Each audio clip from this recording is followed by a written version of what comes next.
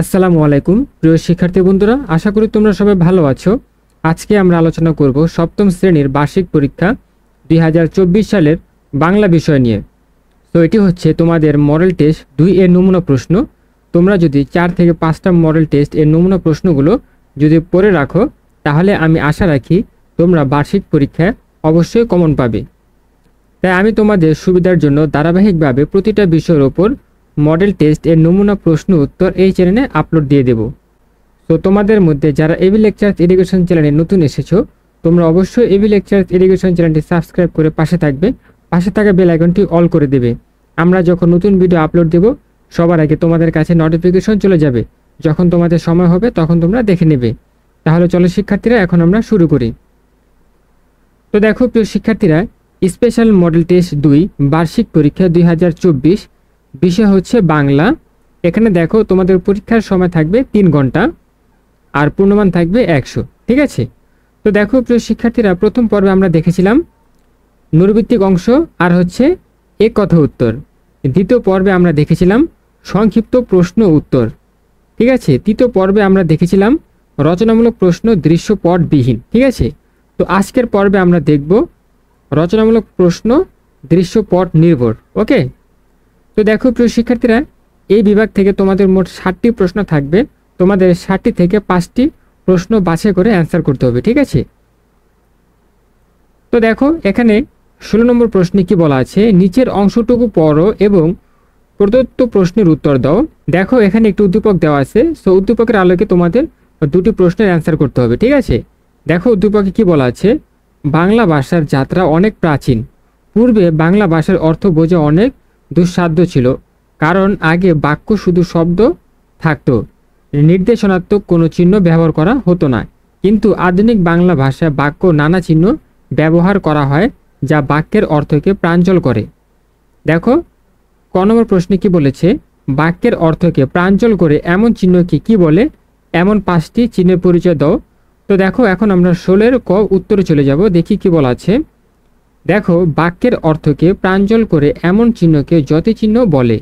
নিচে 5টি জ্যোতিচিহ্নের পরিচয় দেওয়া হলো।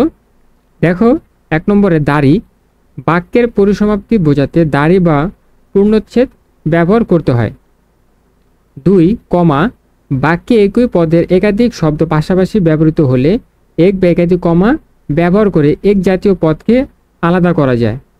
এরপরে দেখো 3 প্রশ্নবোধক চিহ্ন, কোনো কিছু জিজ্ঞাসা করতে প্রশ্নবোধক চিহ্ন ব্যবহৃত হয়। এরপরে দেখো 4 বিস্ময়বোধক চিহ্ন, হৃদয়বেগ, বিস্ময়, ভীতি বা আনন্দ প্রকাশ করতে বিস্ময়বোধক চিহ্ন ব্যবহৃত হয়। এরপরে দেখো 5 সেমিকোলন, কমার চেয়ে বেশি বিরতির প্রয়োজন হলে সেমিকোলন বসে। সেমিকোলনের বিরতিকাল এক বলার দ্বিগুণ, অর্থাৎ কমার দ্বিগুণ সময়। আচ্ছা এরপরে দেখো আমরা দেখব খ নম্বর প্রশ্নটি, অর্থ সঙ্গতি ঠিক রেখে যথাযথ চিহ্ন ব্যবহার করে একটি অনুচ্ছেদ রচনা করো। তাহলে চলো এখন আমরা খ নম্বর উত্তরটি দেখি। দেখো বলা আছে, অর্থ সঙ্গতি ঠিক রেখে যথাযথ চিহ্ন ব্যবহার করে একটি অনুচ্ছেদ রচনা করা হলো। দেখো পাখি তুমি নিয়ে যাও না, তোমার ডানায় ভর করে চলে যাব, কি হলো নেমে গেলে কেন, মেঘ আমায় নিয়ে যাও না, তোমার কোলে বসে চলে যাব স্কুলে, কি বলছো ভিজে যাব, ভিজলাম। জ্যোতিচিহ্নের প্রয়োগ, পাখি তুমি নিয়ে যাও না, তোমার ডানা বর করে চলে যাব, কি হলো নেমে গেলে কেন, মেঘ আমায় নিয়ে যাও না, তোমার কোলে বসে চলে যাব স্কুলে, কি বলছো ভিজে যাব, ভিজলাম। তো এখানে দেখো জ্যোতিচিহ্নের প্রয়োগের কারণে কিন্তু বাক্যটি সুন্দরভাবে উপস্থাপন করা হয়েছে। ওকে। আচ্ছা এরপরে দেখো, এরপর আমরা 17 নম্বর প্রশ্নটি দেখব, নিচের অনুচ্ছেদটি পড়ে নিম্নোক্ত প্রশ্নের উত্তর দাও। দেখো উদ্দীপকে বলা আছে, রাকিব ঢাকার একটি স্কুলে পড়াশোনা করে। সে তার মামার বাসায় থেকে তার পড়াশোনা চালিয়ে যাচ্ছে। তার বাবা মা গ্রামের বাড়িতে থাকায় তাদের সাথে রাকিবের তেমন যোগাযোগ হয় না। সম্প্রতি সে তার স্কুলের বার্ষিক পরীক্ষার প্রথম স্থান অধিকার করে। তাই রাকিব এই আনন্দের সংবাদটি তার বাবাকে জানানোর জন্য একটি প্রায়োগিক লেখা লিখে। দেখো ক নম্বর প্রশ্নে কি বলেছে, বাবাকে লেখা রাকিবের প্রায়োগিক লেখাটি কী হিসেবে পরিচিত? এটি লেখার ক্ষেত্রে কোন কোন বিষয়ে খেয়াল রাখতে হয়? তাহলে চলো আমরা 17 নম্বরের ক নম্বর প্রশ্নটি দেখি। দেখো ক নম্বরে দেখো, বাবাকে লেখা রাকিবের প্রায়োগিক লেখাটিকে চিঠি বলে। চিঠি লেখার ক্ষেত্রে যেসব বিষয় খেয়াল রাখতে হয় সেগুলো নিম্নরূপ। দেখো 1 নম্বরে বলা আছে শুরুতে তারিখ ও জায়গার নাম লিখতে হয়। এরপরে দেখো সম্বোধন দিয়ে চিঠি শুরু করতে হয়। 3 নম্বরে দেখো চিঠির প্রথম দিকে বয়স অনুযায়ী সালাম, শুভেচ্ছা বা শুভাশিস জানাতে হয়। 4 নম্বরে দেখো চিঠির বক্তব্য গুছিয়ে সহজ ভাষায় লিখতে হয়। 5 নম্বরে দেখো চিঠির শেষ অংশে বিদায় জানাতে হয় এবং নিজের নাম লিখতে হয়। 6 নম্বরে দেখো চিঠি খামে ভরে প্রেরক ও প্রাপকের ঠিকানায় লিখে ডাকে পাঠাতে হয়। এরপরে দেখো আমরা দেখব খ নম্বর প্রশ্নটি।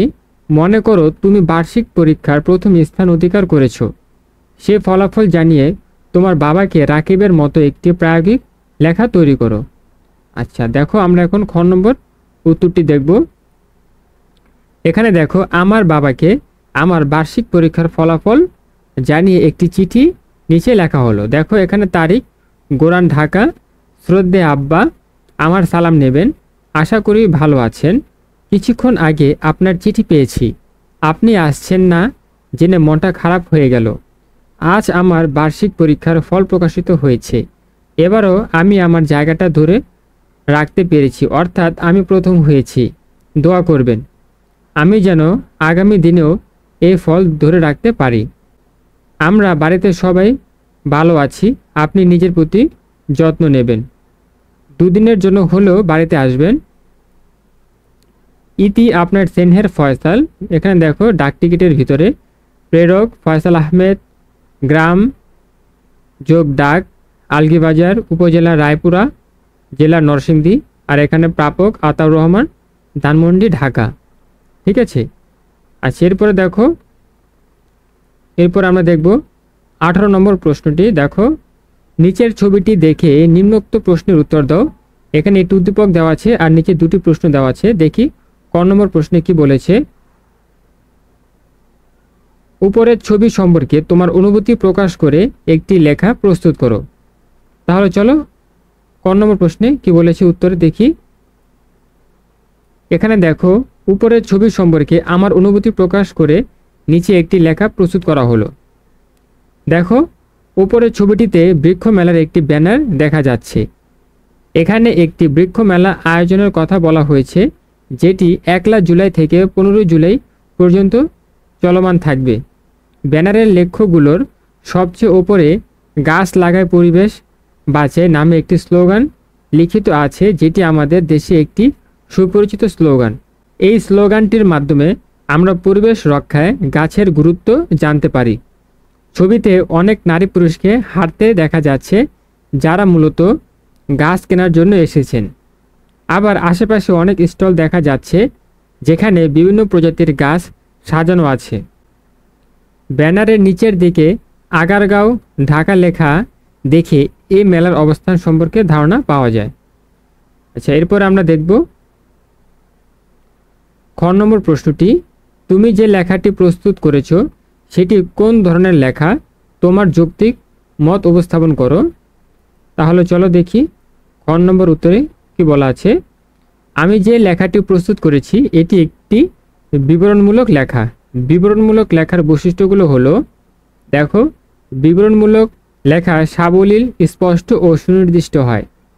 এরপরে দেখো বিবরণমূলক লেখার ভাষা প্রাঞ্জল হতে হয়। এরপরে দেখো এ ধরনের লেখায় কোনো ব্যক্তি, বস্তু, বিষয়, স্থান, পরিস্থিতি, ঘটনা, আবেগ, অনুভূতি ইত্যাদির বস্তুনিষ্ঠ বর্ণনা থাকে। এরপরে দেখো এ ধরনের লেখায় ঘটনা বিশ্লেষণের চেয়ে বা লেখার অন্তর্গত অর্থের চেয়ে স্পষ্ট বক্তব্য বা বর্ণনা অধিক গুরুত্বপূর্ণ। এরপরে দেখো এ ধরনের লেখায় লেখকের নিজস্ব দৃষ্টিভঙ্গি প্রতিফলিত হয় এবং তার নিবিড় পর্যবেক্ষণ পরিলক্ষিত হয়। দেখো আমার লেখাটি একটি ছবি সম্পর্কে সাবলীল, স্পষ্ট ও সুনির্দিষ্ট লেখা। আমার এই লেখাটি সহজ ও প্রাঞ্জল ভাষায় লেখা। এই লেখাটিতে একটি ছবির বিভিন্ন বিষয় নিয়ে বর্ণনা রয়েছে। পাশাপাশি ছবির বিভিন্ন বস্তু ও পারিপার্শ্বিক পরিস্থিতির বস্তুনিষ্ঠ বর্ণনা রয়েছে। আমার লেখাটিতে আমার নিজের দৃষ্টিভঙ্গি প্রতিফলিত হয়েছে এবং নিবিড় পর্যবেক্ষণ বর্ণনা রয়েছে। আমার এই লেখার বৈশিষ্ট্যগুলো বিবরণমূলক লেখার বৈশিষ্ট্যের সাথে সাদৃশ্যপূর্ণ, তাই এটি একটি বিবরণমূলক লেখা। প্রিয় শিক্ষার্থীরা, আজকে আমরা এই 18 পর্যন্ত প্রশ্নটি দেখলাম, ঠিক আছে? কারণ আমি যদি এই পুরো প্রশ্ন নিয়ে আলোচনা করতে চাই তাহলে কিন্তু ভিডিওটি অনেক লম্বা হয়ে যাবে, তোমরা কিন্তু দেখতে যাবে না, ঠিক আছে? তাই আমি 18 পর্যন্ত প্রশ্ন ও উত্তরগুলো তোমাদের দেখিয়ে দিলাম। পরবর্তী ভিডিওতে আমি তোমাদের 19, 20, 21 আর 22 এই প্রশ্নগুলোর উত্তর পরবর্তী ভিডিওতে তোমাদের দেখিয়ে দেব, ঠিক আছে? তাহলে প্রিয় শিক্ষার্থী বন্ধুরা, ভিডিওটি আজ এই পর্যন্তই। দেখা হচ্ছে পরের ভিডিওতে। আল্লাহ হাফেজ।